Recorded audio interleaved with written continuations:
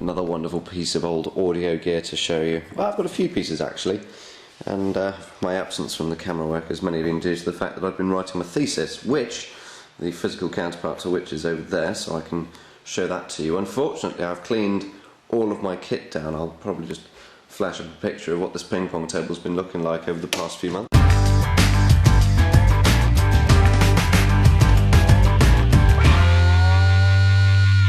But yes, you've got all sorts of wonderful things on here. You can have a funky, whatever a funky is, or an oboe, yeah, vibraphone, lovely, lovely. I love these old keyboards. I'm not quite sure how old it is, but I imagine, you know, it's probably, I don't know, late 70s, early 80s, and probably won't sound that amazing because it's only got one speaker. It's got a bit of a sort of home-built feel to it, so we'll see when we crack it open. But the reason why it's here on the operating / ping pong table is because it exploded the other day. Well, no, it caught fire, and naturally I'm the first person my friend gives it to when he has an electrical problem. So I'm going to get this fixed up and then have some good fun playing it later. So without further ado, let's crack the lid open and see what's inside. Got you bounced at a spurious angle there. Just taking out screws and chatting bollocks as usual. Yeah, no, I haven't been particularly well today. I woke up and discovered I had the norovirus, or whatever it's called. The amazing thing about it is that the virus, you know, you can catch it off a wall or a door handle, but it only lasts a day. So I've been through the whole nightmare of having a virus, but it seems to have calmed down, and I feel sort of in the decline period.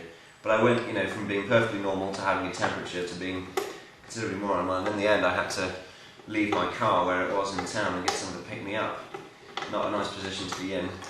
But if there's one thing that I like more for convalescing is taking things to pieces and having satisfaction repairing them.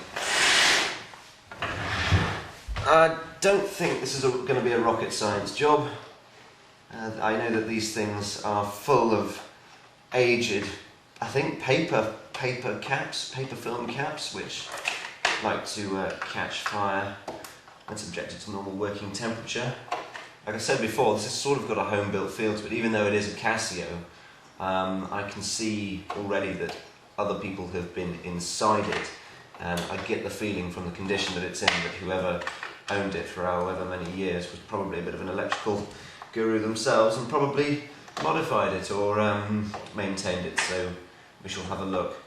One thing I haven't mentioned is that there's a screwdriver slot access for the centre tap of the transformer in this thing, so you can have it in almost kind of any input voltage you want.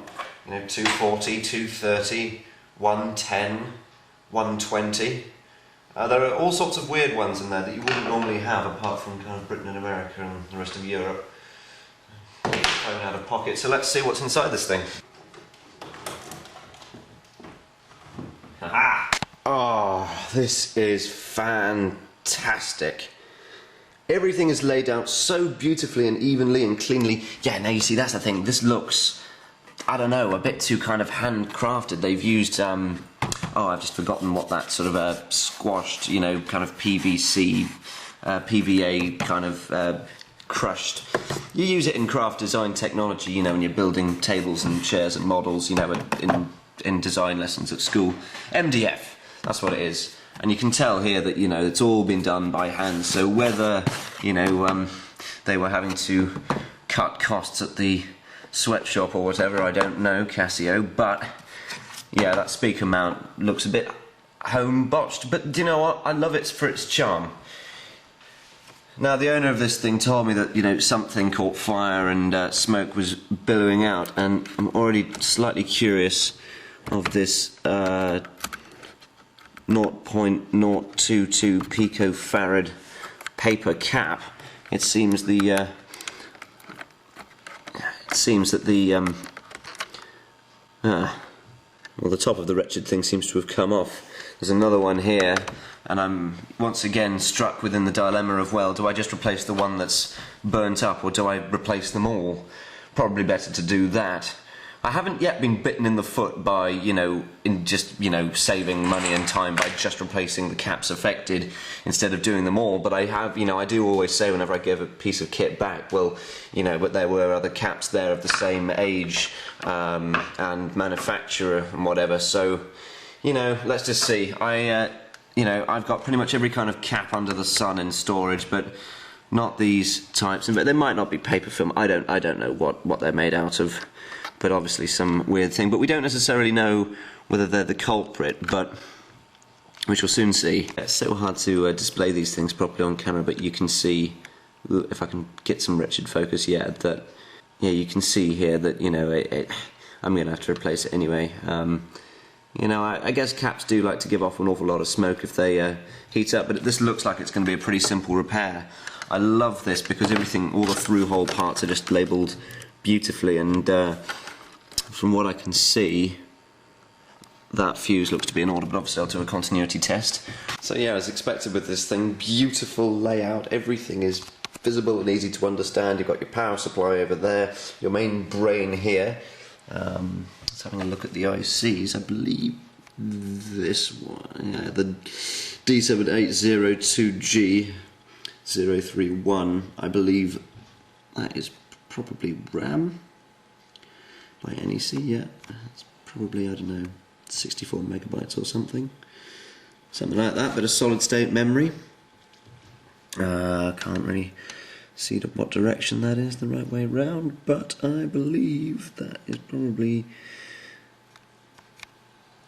yeah, now according to my Google search, that is a decoder or a demultiplexer, and I'll be buggered if I know what that means. And then we've got quite a few of these TC40H004Ps knocking around. There's quite a few of those, and they are a hex inverter of some description, but not entirely sure about those, and to be honest, not really interested.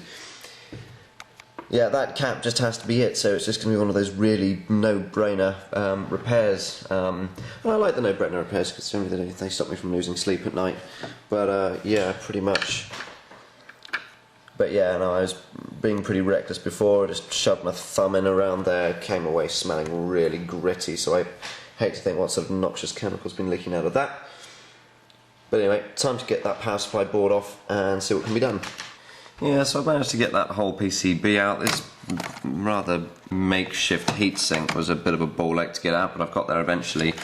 It's not going to be impossible to desolder, but unfortunately we can't fit this thing on my soldering table, so I'm going to have to get out my spare iron or something. Just pondering about this board. I believe that this board here is the audio driver to drive that. This logic board here, I think, just interprets information or whatever sent by the switches and the potentiometers. But then, having said that, I think it's probably just a sister board to the motherboard, because most of the connections from all the little through-hole PCBs that connect through to the front fascia, they all come down this ribbon cable here and connect to the motherboard. Quite frankly, it's lovely. Now, there are lots of holes here for extra components, extra ICs, and a lot of bridges have been put in place. And I think that means that if you really were passionate about this thing, you could probably upgrade it yourself just by removing some of those bridges and just putting in your own stuff. But there isn't really an awful lot of circuitry in here. I don't really know, what you could achieve by adding more to the front to the motherboard, considering the buttons on the front fascia, aren't as adaptable as the motherboard is. So, yeah, God knows. Your first inclination would be to think, well, maybe more sounds, maybe more drum rhythms, but generally each sound has its own dedicated button. But yeah, this thing smells horrible, and it's probably going to be quite painful and horrible, because I get in there with a pair of pliers. I try not to mangle it too much, but soldering it, I hate desoldering components, it's a nightmare. I'll get some solder wick out, that should make things easier. So I've been looking through my drawers of parts, and I do actually have a few units here that would indeed fulfill that requirement. However, I've decided not to go ceramic or polyester, just because, that I don't really think I mean, these ones can actually withstand a few thousand volts, I believe. Yeah, this one can do 2.5 kilovolts, which is quite impressive. I think it's overquick kill, quite frankly. I doubt that, on that power supply, that they'd be subjected to more than 250, providing I just get the settings on the transformer right. So you know, I don't see any reason why there should be voltages any higher than kind of regular mains and lower versions thereof. Well, here we are almost a week later and the replacement caps have arrived, and I still can't make my mind up as to whether I'm going to replace both of them or just that one. Tell you what I'll do is I'll replace one and then see how she behaves after that. Gosh, I tell you what, Mike's Electric stuff and Dave Jones and even Aussie 50, they make look filming this stuff so easy, but it's actually a massive pain in the arse to have to incorporate a camera. You know, trying to make the decision between, well, do I just do the work and then show you afterwards, or just do a bit of... I guess it's more interesting this way, but obviously most of you watching will probably be infinitely more professional at this game than I am, and, you know, may not be that interested in watching me just desoldering some mundane components, but I don't know. I enjoy doing this sort of thing. It's relaxing. It's my version of knitting. There we are. So that solder's now flowed up into the wick, so with any luck, I'll just get in there with a pair of pliers. The cap should come out with very little persuasion needed. Yeah, well, the damn thing's disintegrated anyway, but she's pretty much free. There she goes. Yeah, so I've got no idea what these things are made out of, but the dielectric material in here is not electrolyte liquid based, but you can see there how the paper has literally just sort of foamed out and the side of the thing has burst open. You've always got to be careful with older capacitors because they used to use incredible carcinogens as electrolyte material. Not so much these days. In fact, I think, you know, just like asbestos and all that other stuff, they're removing it from circulation. You know, certain types of turpentine and creosote, you know, all of this popular 70s, 60s, 50s stuff, you know, they just don't use anymore. So I am keeping my distance, but yeah, as you can see, you don't need a bloody expert to tell you that's buggered.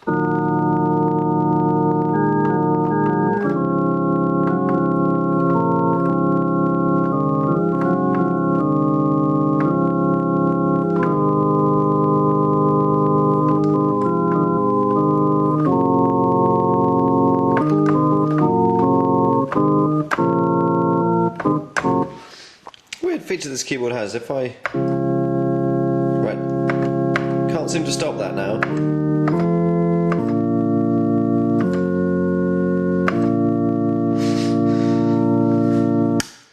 The thing is, the replacement caps that I ended up buying in the end, I figured were pretty much the modern equivalent. They are non-polar sensitive. They are the... whoa, shit. They're exactly the same capacitance value. Oh, fuck. Composition could be the same, could not be. You know, seems the right size and everything, and obviously, fuck. Do you know what, never mind, I'm just not going to bother holding it. I lost the ability to hold things today. See. You know, and obviously, you know, the most important thing is to check that they can withstand the voltages in this area, and I made sure that they could comfortably take mains voltage and a little bit more. They're actually raised to about 300 volts, I think, these. So yes, massive long video on a very simple repair. Right, let's give this thing a quick test drive. That's quite a nice jazz organ, don't you think? And what does this button do?